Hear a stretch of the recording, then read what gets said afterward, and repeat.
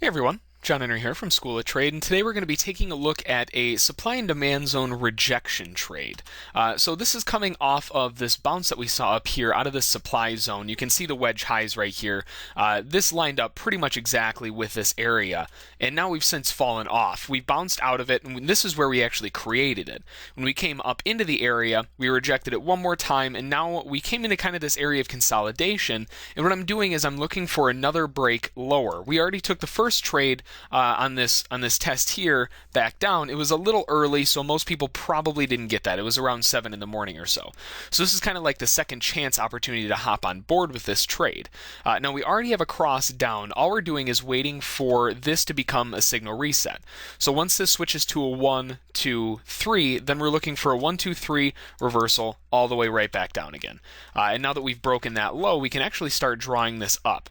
So it hasn't calculated quite yet, but you'll see we broke this one low back here. At the moment it says 3, but once this candle calculates and finishes, that will turn into essentially a 1, 2, 3. So we're going to place the orders ahead of time just because I know that it's going to happen there. That one's really close, 95, 96. I think 95 is a little better there. We'll go up to 96.99. And we'll also sell 97.04. Not looking at going much above that. We're not coming off the high a day, a low a day, so I'm not really interested in that. So we've got 93. We'll go up to, I would say, 96.76. We are in a little bit of consolidation, so I want to play a little bit safer. Adjust the stop to 4 just so we've got that locked in. And essentially all we're doing now is just waiting for this market to fall a little bit lower.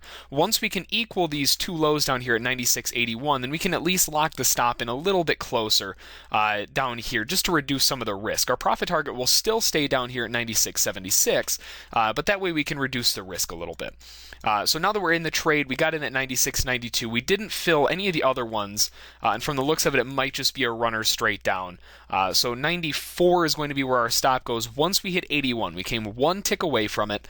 So now we just have to kind of wait for that to actually test. And the reason I'm bumping my stop down is because if we get a double bottom down here, that's a double bottom at already a previous swing low. So I really don't want to chance it. So I'm going to lock my stop in a little bit more, just waiting for that test of 81 just to show me that it actually touches that area. So we'll give it a couple seconds here. We got 9 ticks, 7 ticks locked in so far. If this trade completes all the way down 96.92 to our target down here at 76, gives us 16 ticks. And actually, I didn't even have to put the stop in, it moved too fast, went straight into the targets.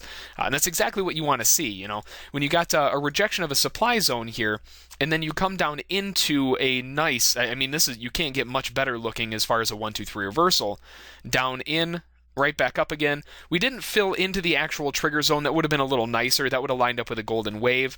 But unfortunately, just the aggressive one. So only one contract in, ran straight down into our target. So fantastic trade. Very, very nice trade. So if you have any questions about it, feel free to send an email to School of Trade. Be sure to get back to you as soon as we can. Have a good one. Bye.